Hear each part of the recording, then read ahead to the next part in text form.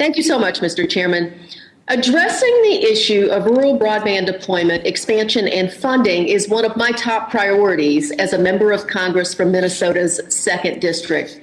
I'm also a member of Whip Clyburn's Rural Broadband Task Force, and I'm strongly pushing for us to include a version of the Accessible, Affordable Internet for All Act in our upcoming infrastructure package.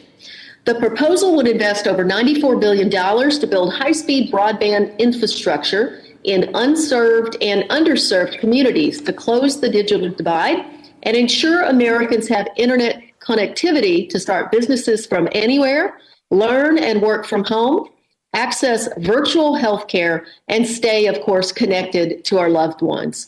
It's my hope that Whip Clyburn's bill will again be included in this infrastructure package. With these comments in mind, I would like to direct my first question to our panel on the topic of healthcare, which we have seen during the pandemic is increasingly dependent upon access to the internet. All four of you mentioned healthcare in your testimony to us. And Mrs. Robinson, you mentioned specifically how connectivity enables healthcare facilities to deliver critical virtual solutions throughout the community at a time when physical access to rural health facilities is declining. Can you expand upon these thoughts just a little bit more and provide the committee with a few more policy ideas you might support to expand access to health care in our rural communities? Thank you so much for the question. I want to also mention that Microsoft is a member of the American Connection Broadband project, and so we support it because it's super important as a way to ensure that we can continue to invest in rural economies. So healthcare is critical, and broadband is an enabler that, as referenced in my testimony and in your question, we know that many healthcare facilities are actually leaving rural America.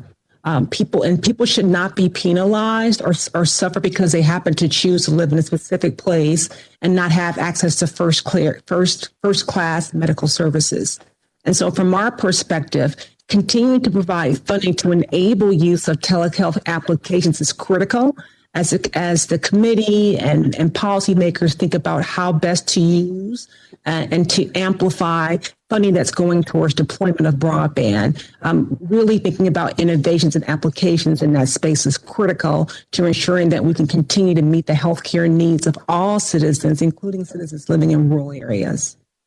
Thank you so much. And of course, thank you to Microsoft for being a part of that wonderful program. I'd like to just follow up with you a little bit more. I know one of my colleagues really asked about, how we improve our broadband mapping. You argue that funding should be prioritized to reach those unserved and underserved communities, but that's going to require comprehensive and accurate broadband availability data and mapping. I also happen to sit on the Energy and Commerce Committee and the Communications and Technology Subcommittee, and I've sort of gone around asking, why we've had such challenges mapping accurately in the past. But I've introduced the Broadband Maps Act, which would establish a task force at the FCC to help with providing us accurate maps so we can make sure that the dollars we're appropriating are getting to exactly the right places. What else, in your opinion, do we need to do to help improve the quality of our maps and to really and honestly determine which areas lack access to broadband?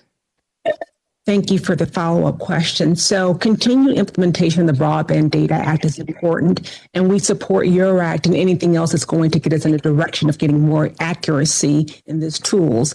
I think critical to this effort is leveraging multiple sources of data. It can't just be one data source. States and local governments are great labs to show, and oftentimes they're close to the problem and can be an important resource as policymakers try to map the gap, as it were. I would also say use the power of technology, the cloud and machine learning to be able to validate data sources that are being used to evaluate the problem are critical. Thank you so much, Ms. Robinson. And my time has expired. So with that, I will yield back.